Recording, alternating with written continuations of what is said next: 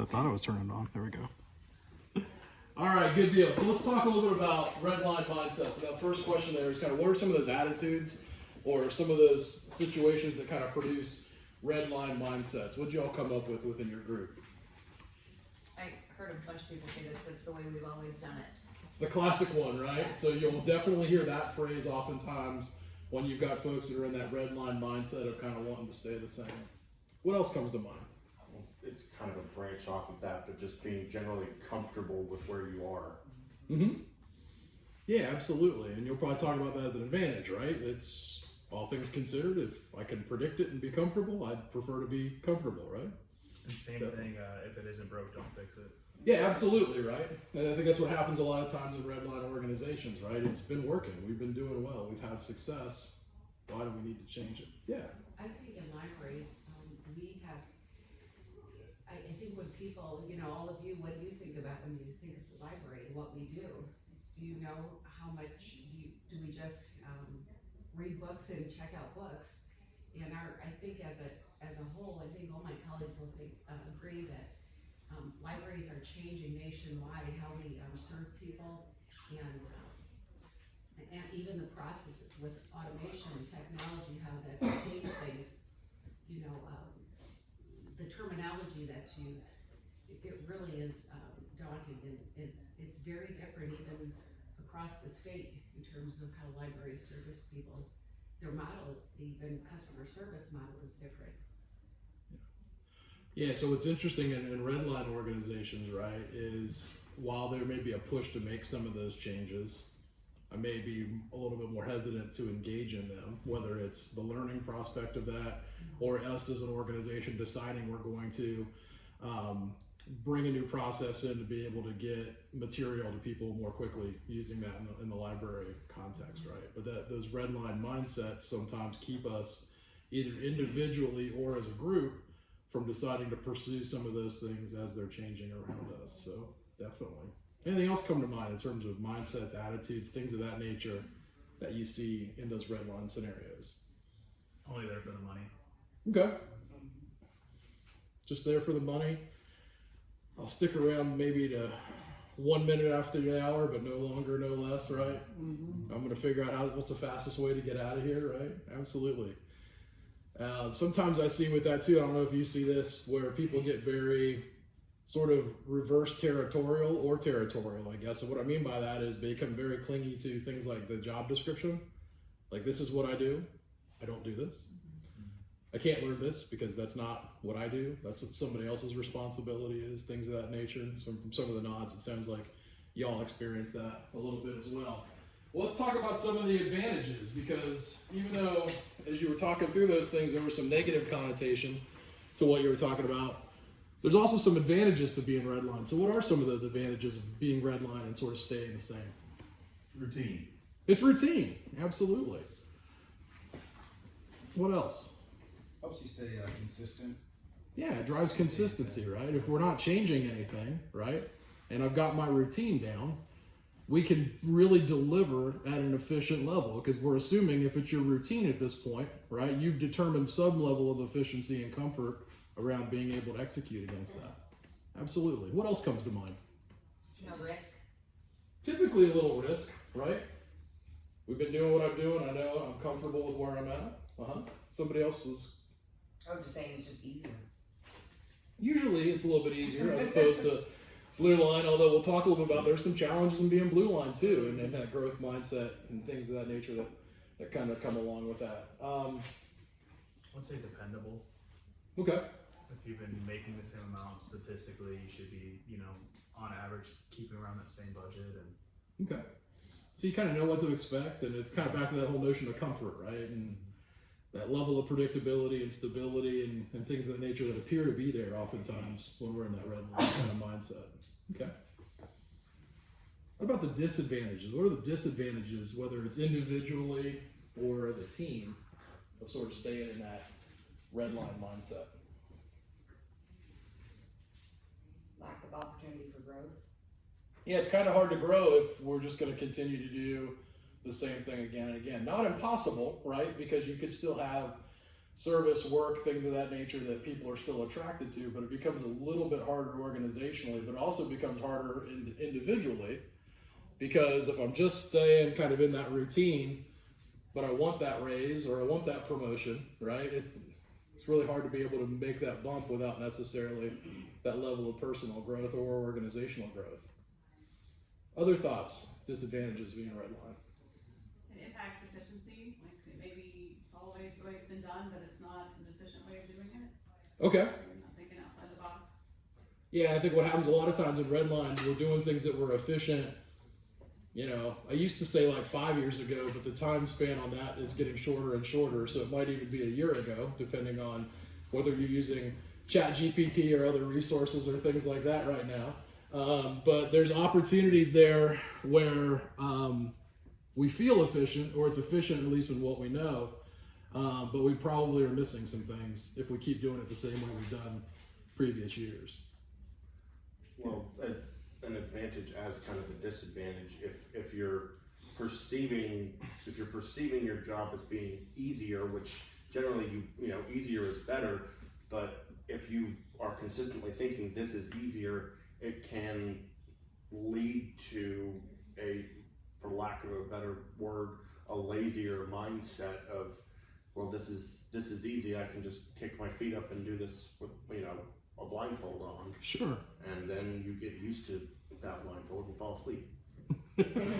Very much so. What are some things that maybe happen negatively when we fall asleep like that, or we have that level of complacency that you've experienced or seen in others? Your job performance just overall. Yeah, Not just be the same as when you first. yeah, and a lot of times it's like the death by 1,000 paper cuts kind of thing, right? I just take a little shortcut here, I lose some attention detail there, and it starts to stack up a bit over time. What else were you gonna say? Well, for us as public employees, I mean, you know, we serve you, the taxpayers, but when we think about growth and things we need to do, that involves money, and how do we get all of you to get into the buy-in of when we go back to you as voters and say we need this? Well, there's so much to what we do behind the scenes as well, and just the cost of that, and it's hard to explain it when there's a perception too of oh, you go to the library and they've always done it this way, and they sit there at a desk and whatever, and it's so much not. There's so much more to it, and that's hard. Yeah. Getting that message out. And I'm going to flip your comment kind of the other way to talk about that being a red line advantage. And what that equates to is that it's usually cheaper, both for an employee or an organization, to stay the same, right? Because what you're just talking about is you need more resources to invest to either whether it's time, money, or whatever, to train or develop or acquire things. If we look at it as an advantage and kind of flip that around, right? I can always show you how it's usually more economical for me to not cross-train, right? I can get this job done right now, or it may have to be delayed while I'm over trying to learn this job. Well, you know what, I can't let this fall behind. And that's a real concrete example of red line mindset that we have frequently, where it's like, okay, this has to be done, and I can't prioritize something else that maybe moves us down the road a little bit because it's going to take money or efficiency away from here. So that becomes an advantage of being redlined, is I'm not spending that time, energy, effort, etc. Yeah. We also said that complacency can lead to like a lack of enjoyment or satisfaction, which would then decrease production. Interesting. Well, hold on, I'm going to add to that thought, but somebody else had something too? I think for us, it's client comfort. You know, we have our older clients who are comfortable with no computers and no text messages and all that, but we have our clients that are younger age group that if you're not communicating to them that way, they're not going to communicate. So it's finding that way to put systems into place that satisfies all of our clients. Absolutely, and I think you could take the word client and swap it for employee too, right? Exactly. Because when you think about that whole same concept, right? I've got employees that at a certain, whether it's age or technical experience or level of comfort, they prefer that communication or approach this way. And there's another group there, right? So either way, we're not changing or evolving to that. We're just doing it how we've kind of done it. So you mentioned the notion of kind of complacency and related to that in terms of job satisfaction. So when you think about the folks that work inside of your organizations, on average, are your more complacent, more red line thinkers typically some of your more satisfied employees, or maybe are they some of the more dissatisfied or some of your more vocal complainers? Dissatisfied. More vocal complainers. How many when you think about, when I talk, and there's always one for all of us, right? If I say, hey, who's that big pain on your team, right? Immediately that person's name and face pop in your head, right? I want you to think about that person, and how many for you is that a red line person? Just quick show of hands. I can say from the past, yes. And so that's what's interesting about this, right? Is that what I find typically is that red line mindset oftentimes produces a level of frustration for some of those folks because they want the benefits of growth, but they're struggling for themselves to individually change, and they resist things, and they tend to try to hold things back a little bit because for them, their safety and security and how it's been done and that level of comfort and all those things is maybe not even necessarily complacency, right? It's maybe more of a fear of, can I survive in that new world? What I find happens a lot of times is that turnover in a red line organization is relatively low in the grand scheme, but who do you think typically leaves the red line organization because they're frustrated that it's not going anywhere? People who are looking for growth, people who are looking to make things better. Right. Now, when I ask you to think a little bit about maybe that best person on your team, the one that's really helpful, that's really, kind of does everything you need to do, stays a little bit later, whatever. And when you vision that person, do you see them being more red line or more blue line? Blue for the most part? Cool. And that's typically kind of what I see, right? So sometimes people will say, hey, we have lower turnover when things stay the same. Well, I always kind of ask the question, well, maybe you have a lower rate of turnover, but are you really losing the folks that you really rely on and depend on? And my guess is if I were to ask you to name that blue line person that popped to mind, those are the ones that if you walked in today and they turned in your resignation, you'd be really sweating pretty hard because they were walking away, right? And so it's interesting, right? It kind of produces these kind of multiple dynamics. It's predictable, it's comfortable. So if I like that, I tend to kind of stay. But we as leaders are challenged with moving our teams, moving our businesses, moving our organizations all to varying degrees up and on to the next thing and trying to drive a little bit of that blue line mindset. So it becomes a little bit of a challenge that we have along the way. And it's a little bit what Beth talked about. We've got folks at different stages, right? And different levels of comfort and excitement. And the other thing that we didn't even talk about too is just kind of what they want out of their employment experience with you, right? There's folks that you may be working with that, if I date myself, are at the Danny Murtaugh stage of their career. All right, we got a couple older movie fans, right? So Murtaugh, the funny thing was in those movies, right, it was always like he's just about to retire, right? And so those folks that are getting close to the end of their retirement, a lot of times getting them to think blue line is a little bit of a challenge, right? Because, hey, I've been doing this for 20, 25 years. I'm knowledgeable. I know what I'm doing. I've got my experience. And so their motivation may be different than somebody that just joined you and might be year 3 of their career. And the challenge is we got to deal with and manage all of those mindsets and get them all on the same page. So thinking red line and helping to understand kind of what maybe drives and why there's some advantages or disadvantages becomes really important, because if I know why somebody kind of wants to stay the same, then I can start to figure out how do I unlock them a little bit. And that's why we start the conversation here. I want to raise the discussion up more to the corporate level now, or the business level. As you were reading through this and talking about this whole red line mindset, I'm guessing some of you remembered perhaps a red line organization that you've worked for in the past, or maybe some more famous kind of larger corporations maybe popped to mind that might be considered red line. So when you thought about that, give me the names of some of those larger organizations that we all might know as customers or whatever that made you think red line a little bit. Yeah. Blockbuster. Let's start with Blockbuster, because I think they're kind of one of the quintessential kind of red line groups. So why did you say Blockbuster was red line? Because I think when Netflix was starting out, getting that opportunity, I believe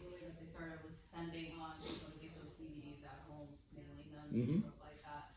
And I think Blockbuster was just so used to people coming in, getting it, it worked for them, but I don't think they took it as seriously, and they were not as, I wanna say, like, accessibility. Netflix really thought about that, of like trying to make their streaming more accessible, and I think they were just used to just the one mindset of people are just gonna come in, check out, it'll be fine, it's been successful, we have all these other options that people can rent and stuff, but I think Netflix really was making, yeah, they had a great strategy of like making this more accessible to people, and I think that's what kind of hurt Blockbuster not thinking about, so.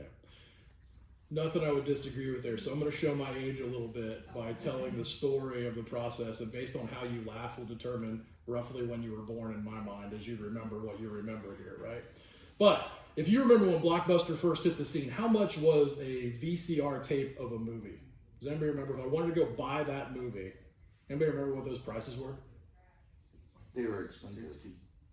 Yeah, they were like 100, 125 bucks, like mid 80s, right? When video cassette recorders came out, because the movie theaters or the movie production companies were like, had this whole channel of distribution, right? And now they're trying to figure out, how do we adapt? Hey, we put a lot of money in sending this movie. Well, if we go out and we sell this to somebody, it needs to have some value to it. So they're selling them $100, $125 for a tape of a 94-minute really bad movie, right? And so imagine that, it didn't sell a whole lot, right? But Blockbuster was like, well, hey, wait a minute, what if we bought a bunch of those and then just rented the heck out of them, right? So it's a real blue line kind of mindset, how it got started, right? So it's Friday night in the late 80s, and you're hauling as fast as you can to get to Blockbuster by 6 p.m. Does anybody know why? They sell out. They sell out really quick because they've got the new releases, right? But they got like 3 of them. Right? And so if you want the hot one that's released, right, you're hauling over there to try to get it, you find that you don't get it. But maybe you do. Maybe you're lucky, right? So you go home and you watch it, right? But the clock's ticking, because what time do you have to have it back tomorrow morning? Does anybody remember? 10 a.m. And what happened, my Blockbuster friends, if you were a minute late at Blockbuster? You're paying that fine. They're late feeing you, right? And God forbid if you didn't do something else when you returned that movie. What was that? Rewind, right? Wait, they had a Dropbox, so. They did have the Dropbox. You had choices there, right? But it had to be back by 10 a.m. and it had to be rewind. Their Dropbox. Right. Now the trick is, right, is Blockbuster, I can't even imagine the amount of money on fees that they made by people not getting that movie back in time and not rewinding it in that combo, right? So we talk about, okay, well, how did Blockbuster not see Netflix coming, right, or streaming, right? They certainly were getting all those AOL CDs that most of the rest of us got, right, and thought, hey, maybe someday they might be able to send, yeah, okay, see, but based on the laughter, I can tell how old you are, right? But here's the thing, right, is somebody sitting in that boardroom or whatever is like, you know, we could do this, but it's going to cost us money. We're going to have to buy these servers, and we've got a ton of cash coming in, and all these fees, and all these charges, and all this demand that we're creating by having limited access to these new releases. If we do that, we're going to take away, there's no return fee, right? There's no, you know, so they start thinking about those things. So while it sounds crazy, right, there are seemingly legitimate reasons to stay in that red line mindset, and even for those Blockbuster folks, you know. And actually, I don't know, has anybody ever seen the last Blockbuster, ironically, documentary on Netflix? Did anybody remember why, at least I think it was their CFO said they didn't really go down the path of streaming? So what the CFO said was that they were actually using all of that cash to leverage and pay off debt from a bunch of other acquisitions. So it wasn't even a discussion for them, because they'd already spent that cash on some other things. And because they made some bad investments and some choices, they saw streaming coming. They just couldn't really financially do anything about it, at least in a way that their shareholders wouldn't get really mad about and tank the stock price. So even in those situations at that high level, right, there's stuff going on that seems like, gosh, how did we not see that coming? And it becomes really obvious in retrospect, right? But we don't make good choices and decisions in real time about it because we've got a stack of cash and late fees here, right? Or back to your employees, I don't really need to change right now because I have a dependable job. We don't have any layoffs. We're not contracting customers at this moment. I'm going to stay kind of how things are going.